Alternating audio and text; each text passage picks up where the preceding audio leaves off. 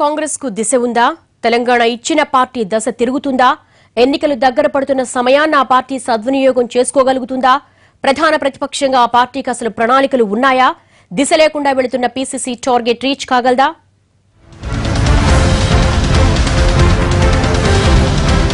రెండున్నరేళ్లలో ఎన్నికలు రాబోతున్నాయి.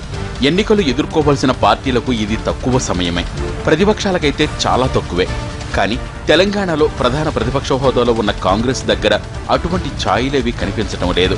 ఎన్నికలకు సిద్ధం కావడానికి ప్లాన్స్ ఏమీ లేవు.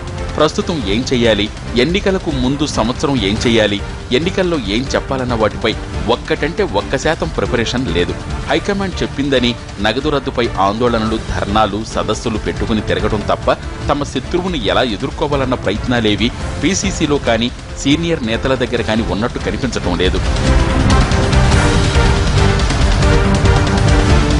టీఆర్ఎస్ కు కేసీఆర్ ఏకైక నాయకుడిగా, బ్రాండ్ అంబాసిడర్గా ఉంటే కాంగ్రెస్ కు వందల సంఖ్యలో నేతలున్నారు. అయినా ఉపయోగం లేదు. అంతా కలిసున్నట్టు కనిపిస్తారు కానీ అంతిమ లక్ష్యం దిశగా ప్రయత్నాలు చేసేందుకు మాత్రం కలిసి రావట్లేదు. కాంగ్రెస్ లో ఎంత అభద్రతాభావం ఉంటుందంటే నగదు రద్దుకు, దానివల్ల ప్రజలు పడుతున్న బాధలకు నిరసనగా జిల్లాల్లో ఆందోళనలు చేయాలని పీసీసీ నిర్ణయించింది.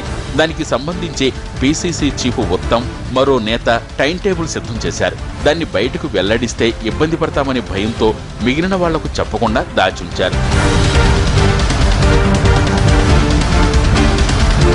పార్టీని లైన్లో పెట్టాల్సిన హైకమాండ్ కూడా పట్టించుకోకపోవడంతో తెలంగాణ కాంగ్రెస్ పరిస్థితి చల్తీకా నామ్ గాడీలా తయారైంది.